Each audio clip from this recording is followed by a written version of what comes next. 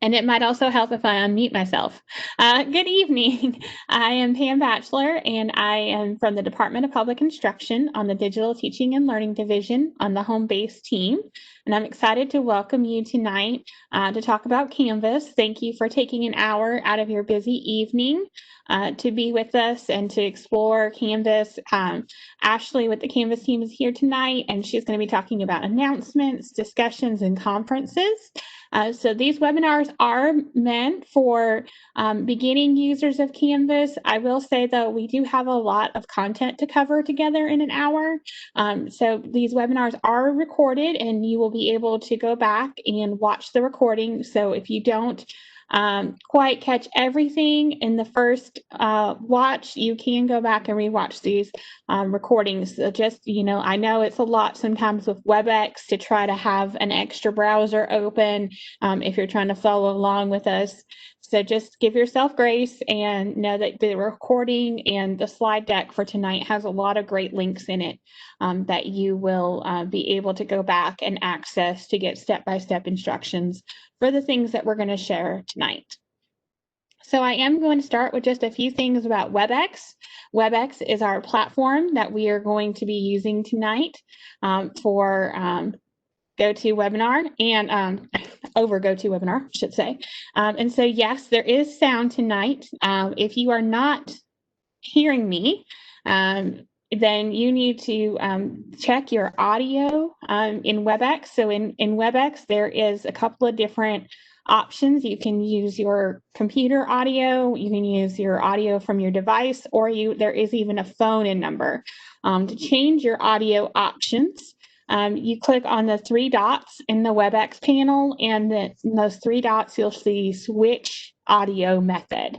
And when you click on switch audio, it will ask you if you want to use computer audio or phone in. And so that's what you can do if you're having trouble hearing right now. During the meeting, please feel free to use chat. I have it set so all participants can view chat, so you can view everyone's questions and comments.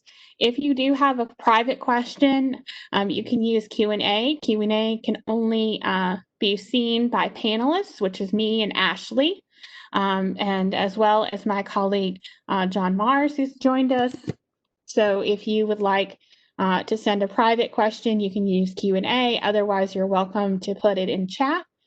And any questions about Webex kind of before we get started, just know if you don't see chat, you might have to click on that chat button on your right corner that looks like a little speech bubble in order to open the chat.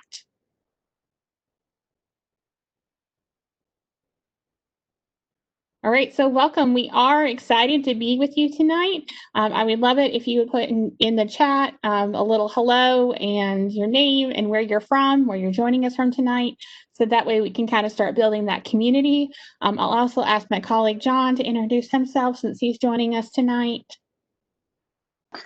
Good evening, everyone. Thank you for joining us. John Mars. I am the SchoolNet Product Manager and a Professional Learning Specialist here at DPI with Pam. Yes, awesome. And Ashley's going to introduce herself in just a minute. I'm going to turn it over to her to go over some of the content. I love seeing all of the comments in the chat, so thank you.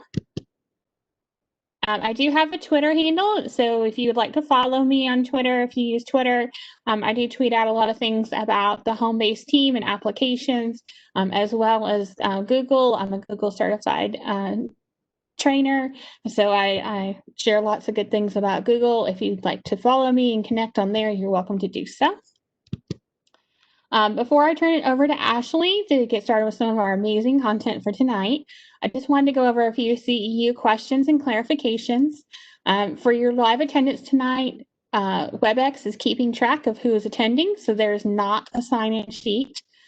Within 5 business days after this webinar, you will receive an email from me with a link to the recording, a link to the slide deck, and your CEU certificate. We do recommend digital learning competency credit. However, you must follow the procedures of your public school unit to submit that CEU certificate for credit. And sometimes they might ask for a written justification or some artifacts. So with these Canvas webinars, it's a great thing to think about, maybe a screenshot of your course and how you've changed your course based on the information that you've learned tonight.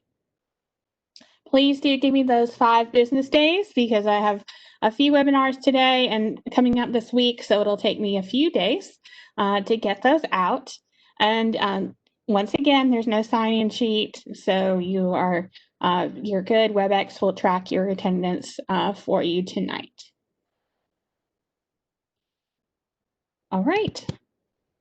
So let me turn it on over to Ashley and see if she can present her screen.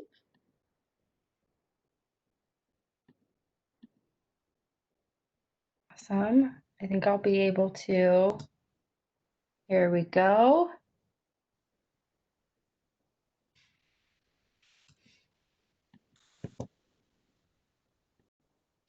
Okay, can you guys see that screen?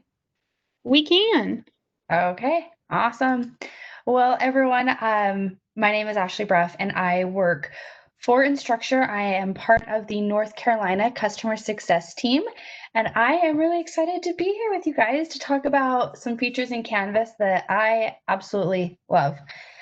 So today we're going to talk about announcements, discussions, video conferencing, and then hopefully we leave a little bit of time for a Q&A. Our earlier session, we didn't leave much time for that.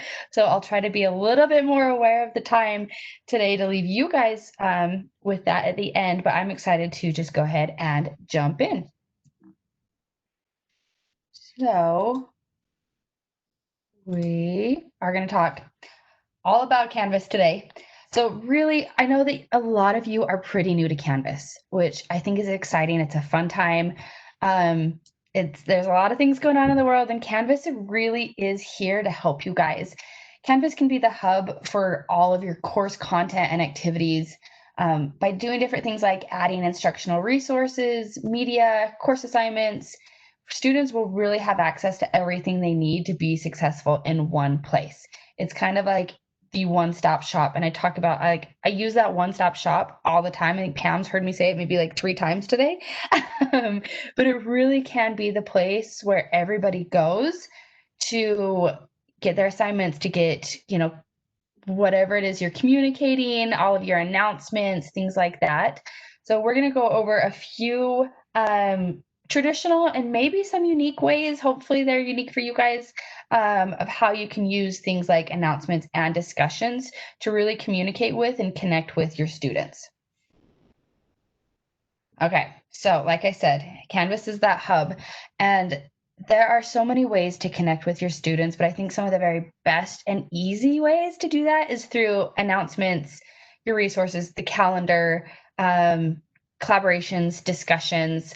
There's a lot of ways to connect that are not just like typing messages, right? We also have the ability to create video messages and send those to your students. We'll talk about those in just a little bit and all the different ways that you can create those video messages so that students are actually seeing your face, which really helps build that relationship, especially with so many people being remote right now. You might have students that you never see, and those video messages just really help you guys connect.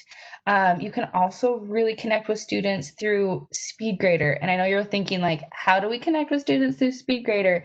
But you can really give meaningful feedback via video, or of course through type. But it's really, really cool to get that feedback through SpeedGrader. And we'll kind of talk about videos in a little bit, so I won't dive too deep into that.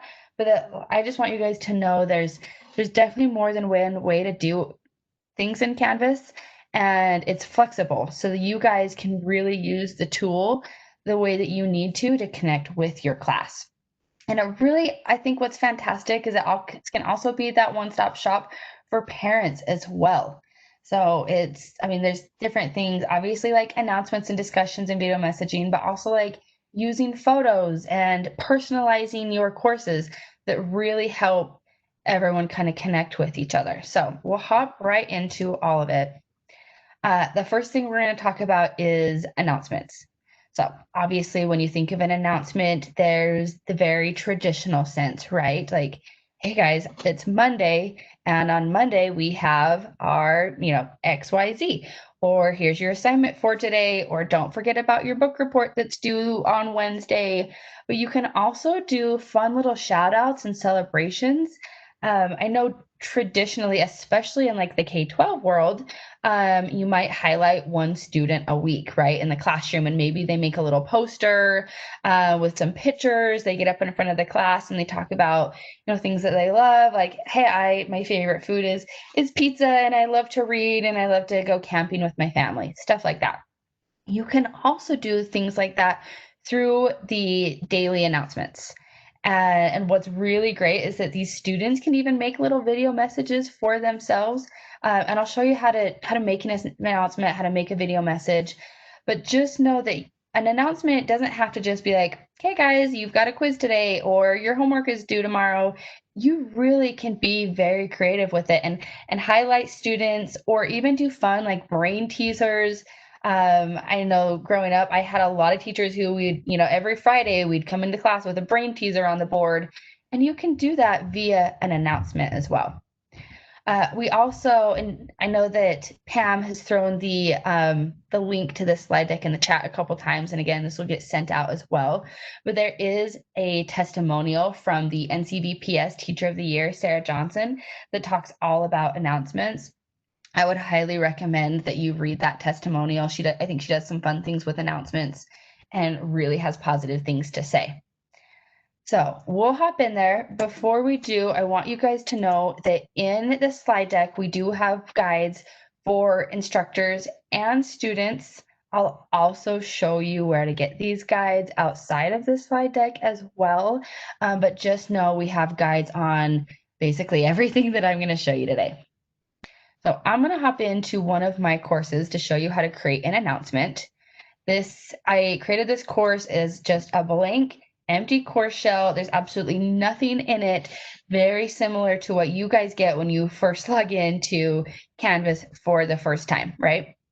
So when you're in here, as a teacher for announcements, I just have to go to the announcements tab and then click on the plus announcement over here on the right-hand side to create that announcement. When I do that, I can, of course, give it a topic title. So maybe the book report is due tomorrow. And then from there, I can start creating the message that I want to create. So I can say, hi class, don't forget, book report is due tomorrow. And then if I want to add any external links, I can. If I want to add some images, I can do that. I can upload an image or use course images that I already have in the course. If we click on this, you can always pull items in from your computer and just drag and drop them right in here. Just as a little FYI, my Canvas account, because it's a little demo, has some interesting settings. So you guys might not see this. So if you don't, please just ignore it. Ignore that I have it here. But you can always, like I said, pull things from your computer. Or if you want to use Unsplash to do a search, then maybe we type in book and see what pulls up. You're like, okay, you know what? I really like this one. And then I can click submit and add this image in, and then just format it to however I want it to look, right?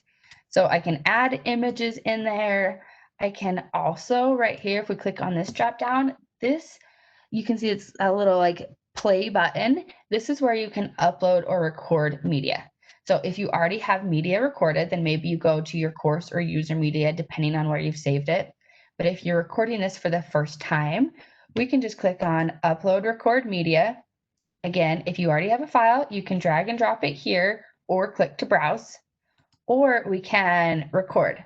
So this is me. It's really easy. You can test your mic and your webcam, but then you can just click start recording. And 3, 2, 1. Now we're making a little video message saying, hi class, don't forget your book report is due tomorrow. Your book report needs to be at least 2 pages, double spaced, whatever, blah, blah, blah. So whatever details you want to put, you can add them right into this video. And that way they can see you face to face, and it really helps personalize things. So then we click finish, click save, and it'll take just a minute, but it will upload in here. I'm going to delete this out. Oh, did I not click save? I might not have clicked save. Oh, nope, I did. It's just being, my internet is a little slow this evening. Here we go. So now you can see that I have this 20-second little video of myself in here for my students to watch. You also, if we delete that out, for anyone that does have Studio, you can use Studio as well. This right here, our rich content editor, I have the enhanced rich content editor. If your institution hasn't moved to the enhanced rich content editor, this bar is going to look just a little bit different. It's okay if it does. Every institution is moving over at their own pace, so don't panic if yours does look a little bit different. And just know that eventually, sometime in the next 6 months, yours will probably also look like this. So this little plug is where you would find Studio if your institution has Studio. If it does, you can click on it, and then I can either scroll through and import one of my already made videos, or I can go back up and record. I can do a screen or a webcam capture. So again, same process. Where I just click record and it will start doing its little thing. So let me cancel out of that. So again, recording is just the exact same.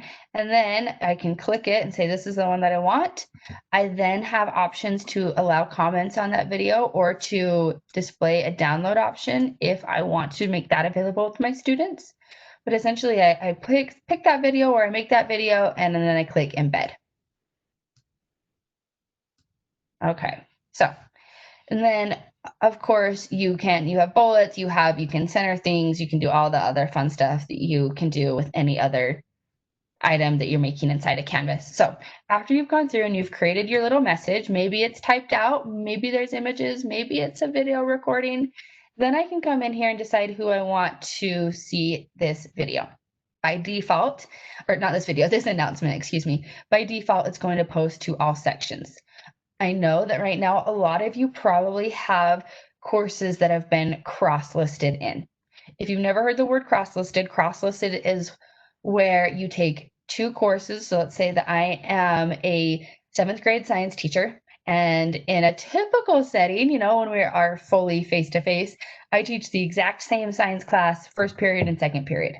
Well, in Canvas, you can combine those so that they're all in one course shell. So you don't have 2 course shells that you're making content for. So I went ahead and added sections to this course just so you guys can see that if this is only for section 1, so maybe it's just for my first period, maybe second period's like 3 days behind, something like that, and I'm not ready to quite post this announcement yet, then I pick the section that I want to post to. And then if I have any files that I want to attach, I can do so here. But then from there, I have just a few setting options. I can delay this posting if I'd like. And I can say, hey, I actually want to post this tomorrow at 7 a.m. Change that, click done. And now it's going to post tomorrow. I think it's really great if you know that you're going to do an announcement every day. Then I have a lot of institutions who are their teachers the Friday before will go through and create an announcement for, you know, Monday, Tuesday, Wednesday, Thursday, Friday, and then put the delayed posting. So that way every morning they're not having to log in at 7 a.m. to make sure that their announcements are posting. They can just set everything up, delay it, and then Canvas will just automatically post those announcements whenever you've told it to, which I think is fantastic. And then from there, you can allow users to comment if you want. If you check that, then you have the option. You can see when I uncheck it, it grays out. When I check that, I have the option to allow users to post before seeing replies. This really is up to you if you want users to comment or not. Some teachers use this as a way of taking attendance and others don't. And sometimes teachers are like, hey, this is just one more place for me to manage student comments. So maybe I don't want students commenting on that. It's really up to you guys what you want and how you want to use Canvas with your students. So just know the options are always there. And then, of course, you can enable podcast feeds or allow liking. If you check on allow liking, you can obviously have a few more options there. And now that I've gone in and I've created this little announcement with my little video, I can click save. And I know that tomorrow morning at 7 a.m., this is going to be posted for section 1 to see. So you can see that there are a lot of variables. It's really quite customizable how you do this. Okay, I'm going to go into settings now because I want to show you a few more settings in relation to announcements. So click on course settings. And what I'm going to do is I'm going to scroll all the way down and click on this button that says more options. When I click on that, you can see that a whole new little section pops up. And I have the option to show recent announcements on the course homepage. Now, keep in mind, your announcements are always going to show up in the announcements tab. But if I create a cute little homepage and I want recent announcements to show up there, and again, the homepage is the first place that your students and your parents see inside of Canvas, I can maybe put those announcements there just in case they're not looking elsewhere. So then I can decide how many announcements I want to show on the homepage. You can choose anywhere between 1 and 15. I would highly recommend against using 15. That would make it for just one big page full of announcements. So if you're going to show recent announcements, I would do 3 or less. Honestly, my preferred view of it is honestly just 1 or 2 recent announcements.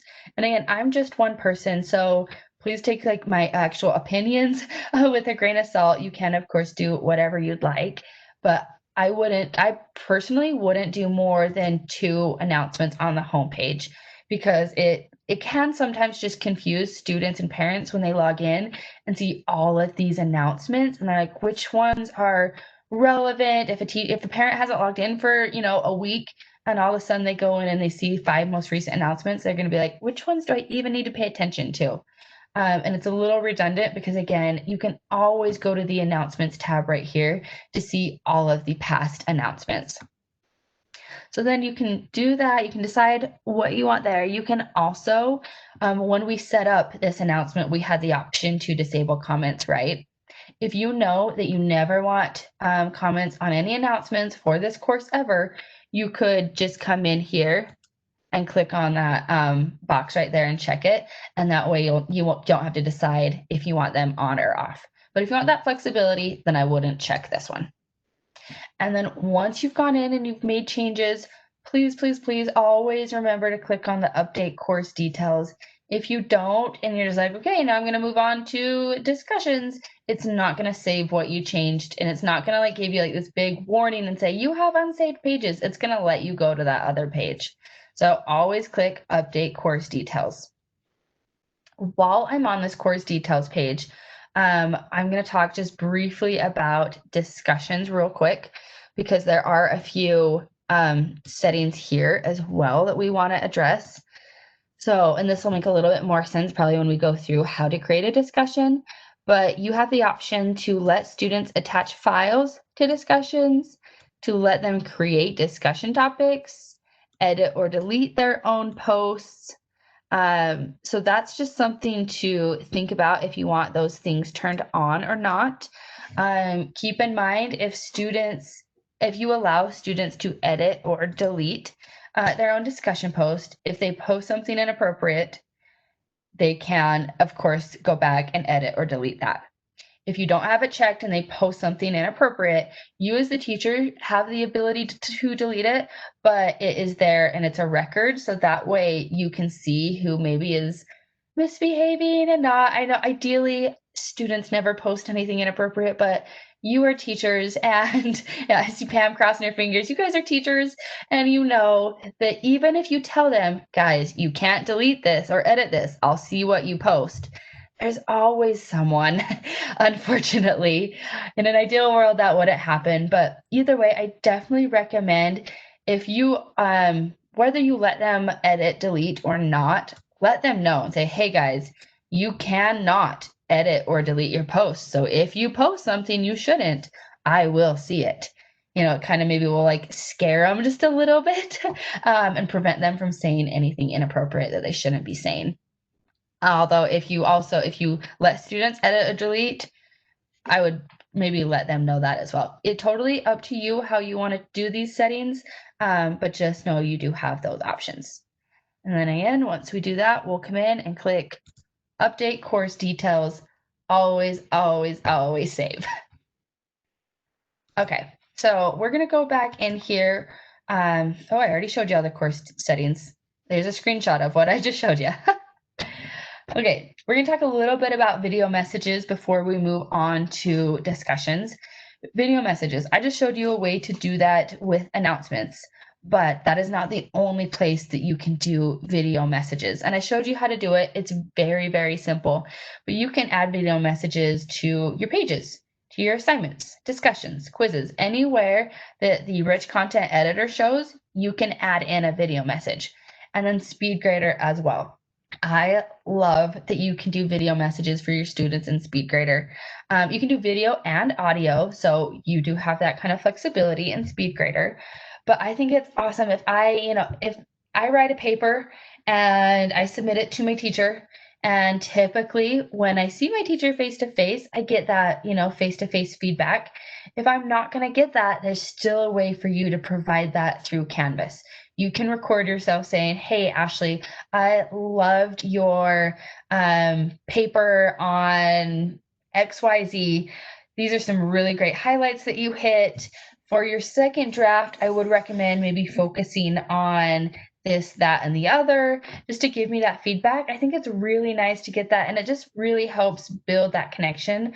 I know when I work with people who I never see their face, it's hard to think of them as more than just like a robot, right? And you want your students to know that you are a person, that you're here to help. And I think if you can give that feedback with a video, it's really going to help your students come to you when they have questions, when they need help, because they've seen your face, they know that you're a friendly person and that you are there for them. So I honestly think the more video messages that you can do, the better you can connect with students while you're doing distance learning. And you can see that there's obviously a lot of ways to do that. So you are definitely not limited on the amount of video messages that you can do.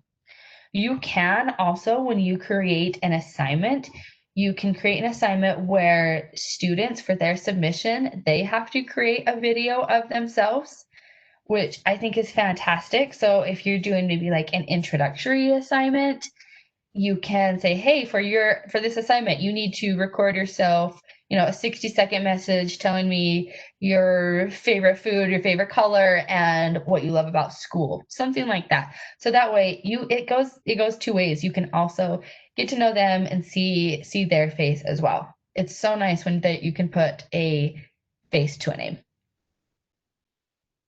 Okay.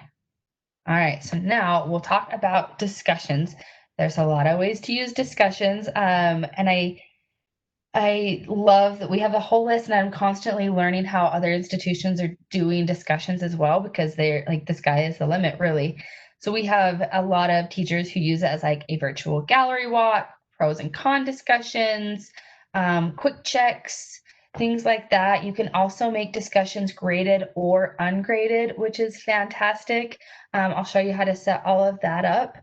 But what's really nice is that, you have a lot of the flexibility with discussions as you do with your announcements. So one thing, actually, let's just hop in there. Let's show you how to create one. We can kind of walk through that process. And if you guys have ideas on how you might use discussions, I think it'd be great to share it with each other. Like I said, that was a list there, but I'm always learning new ways of how teachers are doing it. I have a lot of teachers who, again, like I mentioned with the announcements, when you have like you're highlighting a child each week, I have some schools who will do that via discussions as well, where they'll have the student make a little recording or put together like a virtual poster of sorts, and then create that discussion and say, hey, everyone, meet Ashley. This is what Ashley likes to do. Here's some fun facts about Ashley. And then your students can comment and say, wow, I also love to go swimming, or fall is my favorite season too, whatever it is that they can interact with each other and get to learn a little bit more about their peers, which I think is fun. But as you can see, you can make a discussion right here from the discussions page. Or what I really, really like is doing everything from the modules page. I love modules. I think modules are the hands down, the best way to organize your course. Because yeah, Pam, 2 thumbs up. I love it. Yeah, she agrees with me. Modules all the way, guys. If you build your course from modules, it's going to help with course flow and organization so much. So I'm going to show you how to create a new module and then how to add a discussion post to that module while we're here. So again, blank empty course, right? I click on the plus module, and then I can say, this is my welcome module. It's a very creative name, I know. And then we'll add this module. And one thing to keep in mind, I know this isn't about modules, but just one little thing to keep in mind, depending on maybe the grade that you are teaching, you might do modules a little bit differently. A lot of like K through 5 will do things like, okay, here's a weekly module, week 1, week 2, week 3, week 4, etc. Or like, week 1, and then they have like Mondays stuff, Tuesdays, Wednesdays, etc. And then I'll have maybe some of our secondary or older kids, their teachers will do modules based off of unit. So, hey guys, this unit is all about rocks or whatever the unit is about. So, of course, you have the flexibility to organize your course how you want.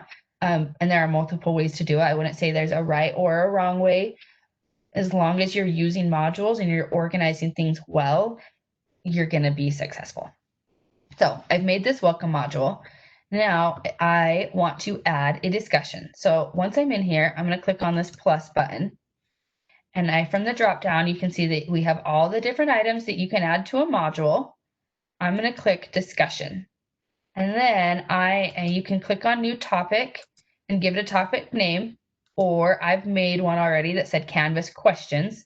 So I'm going to click on the Canvas questions topic, or like I said, you can just type it right there. And then you can choose if you want to indent or not. I personally like indenting. I think it helps with organization. So for me, I'm going to indent this 1 level and then add that item. Now I've created a Canvas discussion, but I haven't given it all the details, right? It just says Canvas questions. So from there, I'm going to click on it, and then I'm going to go in and I'm going to edit this module. So again, we have our rich content editor where I can say, if you have Canvas questions, please post them here. Again, I can add links, I can add images, I can go in and do some media recordings, I can upload documents. Again, I have this little plug so I can add any studio videos, etc. So sky is the limit. I don't feel like you always just need to be like, hi guys, if I could type, oh my goodness. Hi guys, here's today's discussion post. Be as creative as you want. And then again, I have the option to post to my sections. So I can either say, yep, this is for everybody. I want everyone to have access to this. Or if I want to keep things maybe a little bit separate, then maybe I say this is actually just for section 1. Section 2's discussion topic will happen next week, or maybe their discussion topic's a little bit different. Whatever it is, you have that flexibility. Again, I can attach files if I'd like, and I have some options here. In a discussion, I can allow for threaded replies. So if Pam posts something really like a really cool question on here, something that I also have a question about, I can respond to Pam to her post and say, hey, I know how to do this. This is how XYZ. Or I also have this question. I'd love some help on this. So you can allow threaded replies if you want. You can also turn on the option where users must post before seeing replies. Again, you can enable podcast feeds. You can allow for liking if you want, add it to your students' to-do list and say, hey guys, this is going to be due on the 30th, whatever you want. So many options, right? And then from there, if it's a group discussion, if you have groups set up, you can do that as well, where you make it so people can just respond in groups. You can see though, once I added to the student to do and I gave it a date, I can now go back and check this graded button. So if it's going to be graded, it has to be, basically has to have that due date, right? So if you want it to be graded, give it or add it to the student to do, give it a date, and go back and click on graded. Once I click on graded, I have a lot more drop downs that share. I can say, hey, this is a discussion post that's 10 points, and I can basically do it as points or percentages, incomplete, etc. You have those options. And then if I want to group it, if it is going to be graded, I know with PowerSchool Passback, it does need to be added to an assignment group. I don't have any assignment groups besides assignments because, again, this is my demo course, but you guys would have more options here. And then you can also require peer reviews where you can either manually assign those peer reviews or Canvas can just automatically assign those peer reviews. So lots of flexibility. And then again, this is where I can come down. And right now, this is because I moved it to graded. You can see up top, it doesn't show the section, but it does down here where I can say, I want this available to everyone, or I want this just to section 1, or I want this just to this one student. So again, lots of flexibility, but we'll just do everyone. Oops, everyone, give it a due date. Again, 30th, and then the availability dates as well.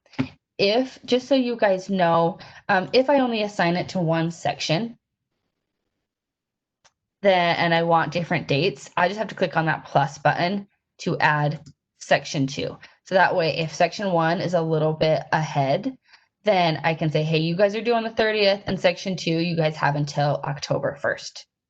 I think Pam just mentioned this, but in order to pass back, it does need to be assigned to everyone. If you assign something just to Jane, it's not going to pass back. So just keep that in mind. And then from there, I've added all these details. I'll go back and click everyone, and then I can click save.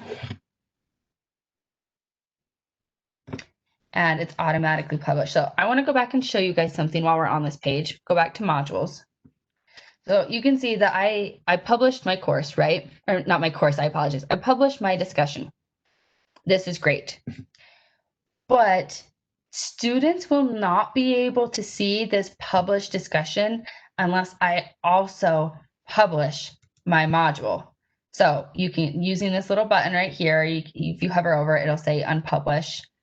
You have to publish that module for them to see the discussion. So there's so many things that you have to remember, but always remember publish, publish, publish. We even have in here, well, don't forget to publish your course, modules, and content. So here's the content, that's published. Here's the module, that's published. But if I go to my home page, you guys can see that this isn't published right here. It's unpublished right now. So no matter if I publish everything, if my course isn't published, my students won't be able to see this. So I need to publish my course. There we go. And now you can see that it's published. I need to publish my course for my students to have access to the course or to see anything I've created in it. So if students ever come to you and they say, hey, in your announcement this morning, you told us about our discussion, but I'm not seeing it, always check to see if it's published. And then double check to see, who did you assign it to? Maybe it's only assigned to one of your 2 or 3 sections in the course. So just lots of things to remember. Publish, publish, publish. Okay, now we'll go back just a little bit. And wanted to let you know, again, we have guides on how to create a discussion as an instructor linked in here. But there are other ways for you guys to have access to these guides other than just this slide deck right here. If you go back to your account and you click on your help menu, you're going to see a little lost. Try here first, search the Canvas guides. You can click on that link and it's going to open up the Canvas community and all of the guides. So we have a bunch of different products The ones you guys are going to be most familiar with is Canvas. You may also be using mobile as well. Some of you might even have Studio. You'll probably get familiar with Commons, Community, etc. But all of our guides are listed out based off of our product. So you can click on Canvas. And then, okay, I'm an instructor. I want to click on the Instructor Guides. And then I can see a list of the table of contents. There's quite a few different items that we have guides on. So if you're like, okay, I remember a few weeks ago, Ashley went over this in discussions, but I don't remember exactly how to do it, you can always click on discussions, and it's going to drop down to where all of the guides are in relation to that item. In this case, discussions. You can see there's a lot of a lot of guides in here, which means you can do a lot with discussions, which I think is awesome. So if you're like, hey, I can't remember how to edit a discussion, or maybe how to publish or even duplicate a discussion, you can come in here, click on this link, it'll open up the guide and then give you very specific step-by-step instructions with screenshots showing you exactly how to do whatever it is you're looking at doing inside of Canvas. In this case, editing a discussion. So for me, I'm kind of the person who I like to try to figure things out on my own before I start asking questions, because I think it's just easier. I don't like to rely on others, which maybe I should sometimes, but it's really nice to just try to figure things out on my own. So I always go into the community and see if there's a guide that will walk me through how to do X, Y, and Z. So again, I got there just through the help menu, but you can also, if you just go to, I want to show you this YouTube because it's a little different, community.canvaslms.com. That will also open you up to the Canvas community. This view, of course, is a little bit different. To get to the guides, you would just click on the drop down for knowledge and then click on Canvas guides, and it'll get you right back to where we were. Or you can always, if you're ever just like curious, have a question, want to learn how other institutions do things, in this search all content, you can do a search here. Maybe it's like, hey, I want to know how to grade a discussion. I can click search, and then you can see 1,000 results pop up. That's a lot. A lot of these are going to be guides. You can see that this is an instructor guide. That's a student guide. But we'll also, in the community, you can do discussions, you can post ideas, you can do all sorts of things, and all of those would be showing up as well. Just as a little key tip, if you come in and you only want to search for a guide, change this drop down from all community to knowledge base, and then type in the guide that you're looking for, and only guides will pop up. So fun little fact there. There are also, just so you guys are aware, oops, oh goodness, there are both student and observer parent guides too. So again, in my Welcome to Canvas discussion, in my welcome module, maybe I have a student that's like, hey, I don't know how to do this. Well, as the instructor, there might be other students who don't know how to do that as well. So as an instructor, you can come in here and say, okay, you guys are wondering about the calendar. Here is a guide. I can take this, copy it, come back into my discussion, paste that in there as a reply, and then my students can directly click on that link to go in and see that student guide on how to use the calendar. So students and parents do have access to this site. You do not have to sign in. So anyone can log in and see all of these resources, which is fantastic. So that way you don't have to answer everything. You can send them a guide and they can do a little bit of learning on their own. Okay, now let's go back if I can find the right tab. So again, guides for creating a discussion. Now, the next thing that we will touch on briefly is video conferencing. So obviously discussions and announcements and just like creating little videos inside of Canvas is a great way to reach out and connect with your students and parents, but there's also video conferencing as well. Inside of Canvas, we do have big blue button. That is a tongue twister for me. That is just automatically in there. Big blue button is a company that Instructor partnered with to provide a free conferencing for you guys. It is found in your course navigation menu. So that would be this one right here, conferences. You guys are more than welcome to use conferences. It's really easy to create them, but just clicking on the plus conference, the name is going to default to your course name. And I made a really long course name.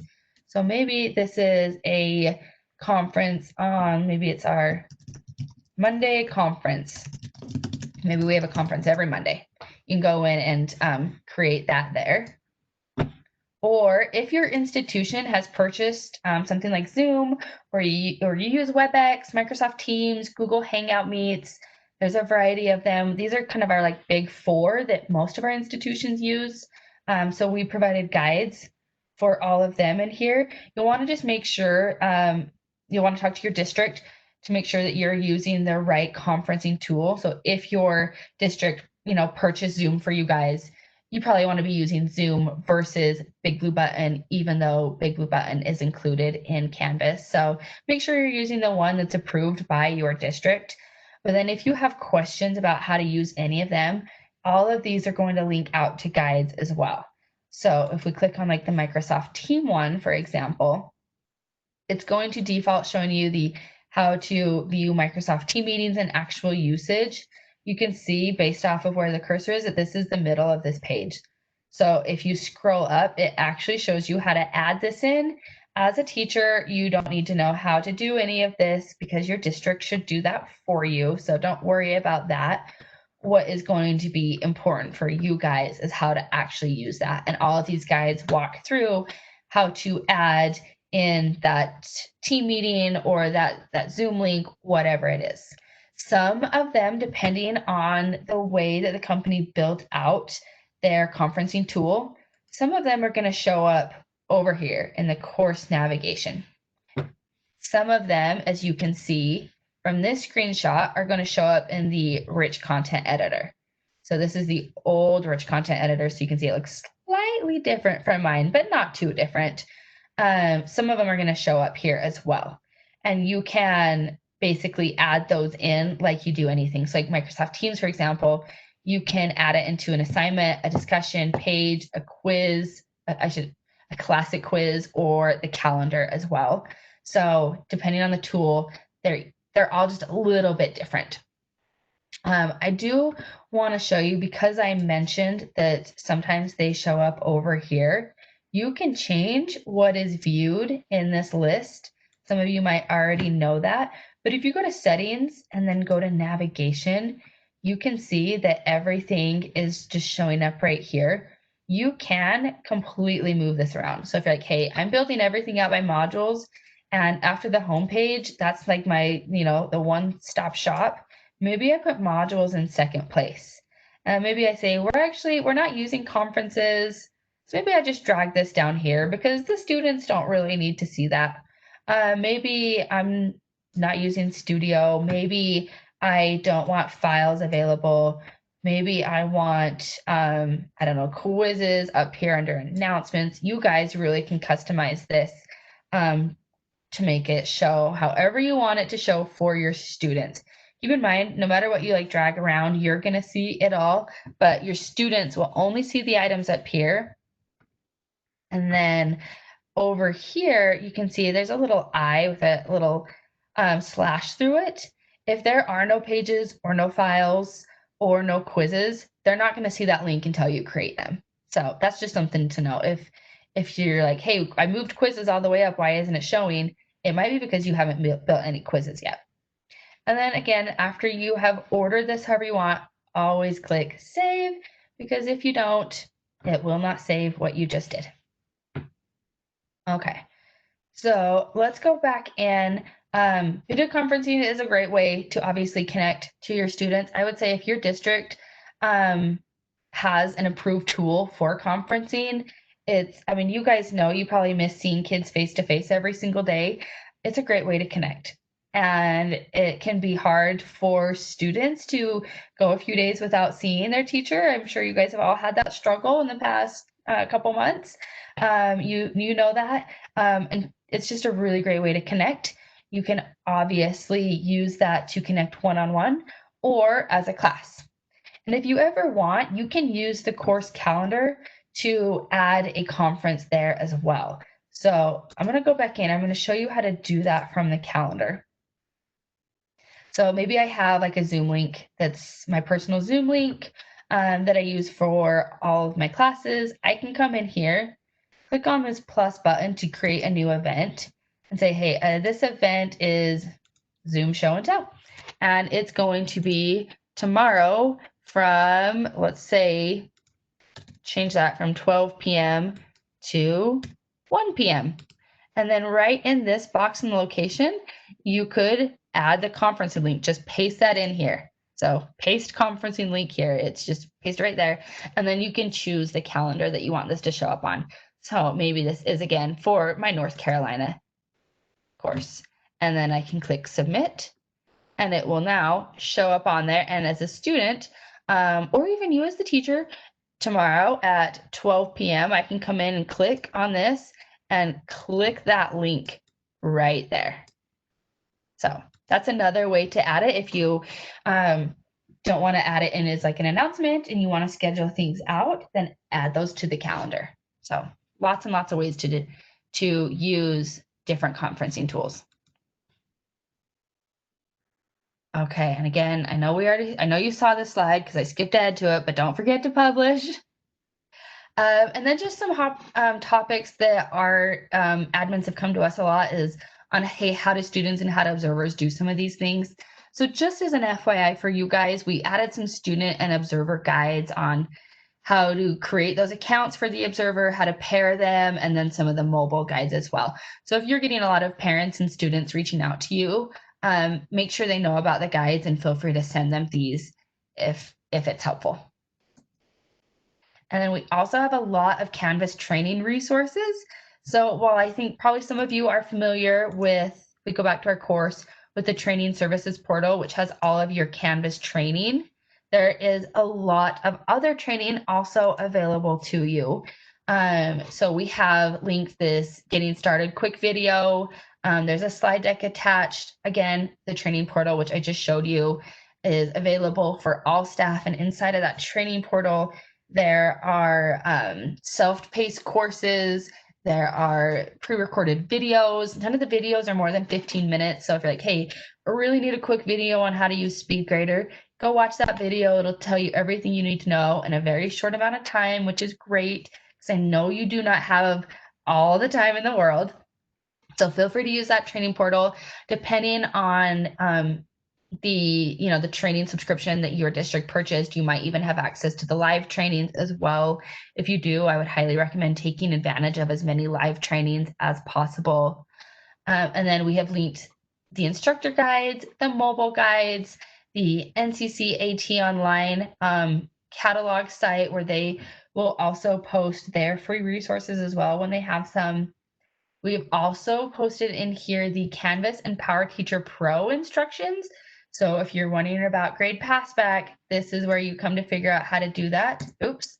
And then we also have a whole bunch of webinar recordings that we have linked here and made available for you guys to go in and watch at a later date. And then we also, again, I mentioned already that we have student guides. We also have a training called Passport to Canvas that can be found in Commons. So if you have a course who's really struggling maybe with learning Canvas, you might want to import that course content into your own course as a little bit of a training ground. It is a little bit more focused on like 6th grade and above, and a lot of districts are actually making like a more customized version of that for students. So that might be something to check with your district, see if they're doing that for you guys, but it's just a really great training resource. And then again, Canvas guides and then mobile guides. And all of our mobile guides, whether it's for the student app, the teacher app, or the parent app, come in both iOS and Android. They are a little bit different because obviously the interfaces are a little bit different, but we do have guides specific to them as well. Okay, and I think we have covered everything. So I guess we can open up questions if you guys have any, and I will try to monitor or open up those questions, because I know I've missed all of them, and Pam's probably done a great job responding to everything. Yeah, so I just want to capture a couple of things that we've had in the chat while you've been going, Ashley, just for the sake of the recording, and then we'll get to some of the new questions that are rolling in as well.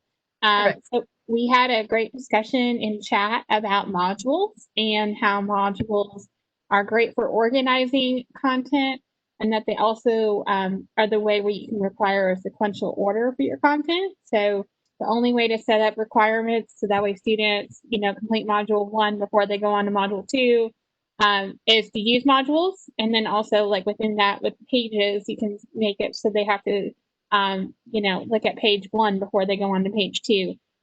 So, modules are really good for not only just organization, but they allow some of those more advanced features of Canvas. And when you get into mastery paths too, as well, they're very helpful. So we had that good discussion about modules. We also had just some good things about Studio and the accessibility points of using Studio. With us being virtual in a lot of places right now, we really need to be thinking about our content and how it's accessible for all students, because you never know, students that might have, or someone in their family might have a screen reader or something like that. And so even if they can hear and see, their adult in their house, they have those accommodations. And so designing your content is really important to be accessible. So we had that. Awesome. And then Candace asked a question about if there was a way to hide the final grade because they don't match. And I final grade is for the student. So I didn't know of a way to hide the final grade. That's the calculated grade. But I did talk to her and showed her the guide for a non-submitted assignment. So like if students had things outside of Canvas that they were doing, but she wanted to make those totals match. I didn't know if you had anything, Ashley, to add to that. No, that kind of covers it. One thing just to know is that final grades aren't what passes back into PowerTeacher Pro. Yeah. So it's just assignments only. So yeah, and then also too your weights too. Yes. Because when you weight your categories in PowerSchool, that will adjust things as well. So do really is probably just to have it clear to students that they should be checking their final grades in PowerSchool, so that way they see the weights of everything. Mm-hmm. And then we had, looks like a couple of questions coming in about Google. Yes. So those are a little tricky to answer, especially with only 2 minutes left, because institutions are like each institution, some are using like the Google Apps LTI and some are using the new Google Assignments LTI. So depending on what your institution is using, you might need to get with your district admins to find out which one they have turned on, which one they recommend using. I don't have a Google demo account, so I can't show too much. We don't even have access to Google Assignments yet, which is interesting. But that is something that I would definitely talk to your district admin about which one they're using. And then, if I'm just telling you, Google Drive, the Google Apps LTI will actually be deprecated next fall. So people will eventually be moving, but no rush there now. Your institution will kind of transition you as they see fit, and we'll make sure you get the training you need. But I would find out from your district which one you're using, because that'll really determine how to use those. But we have lots of resources in the community about Google and how to do things. So take advantage of all of those guides and resources in the community. Yeah, and just keep in mind, as Ash pointed out, there's the Google Cloud assignments, and then there's the Google Assignment LTI. So just try to figure out which one you're using, and then look for the guides specific to that one. And then there was one more quick question: can breakout rooms be set up using Big Blue Button? Yes, they can, but I need to hurry and look and see if that is There are a couple different tiers of Big Blue Button. Some of them, like the free version, is obviously just included for everyone. I don't think the free version has breakout rooms. Yeah. So I have a guide in here that I can maybe post in the chat if I can find it real quick. It goes over. Oh, that's not it. And we are coming up, it is 8 o'clock, so we do want to be respectful of everyone's time. So I just do want to say thank you to Ashley and also to John.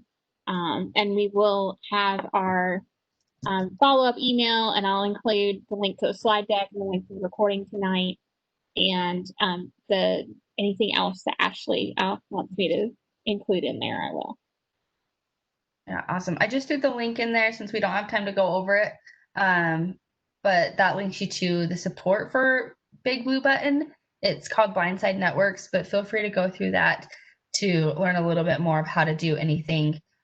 Most likely, I would say for the most part, anyone who's using it is probably on the free version and not the premium version. So that's just something to keep in mind. All right. Well, thank you, everyone. Have a wonderful night.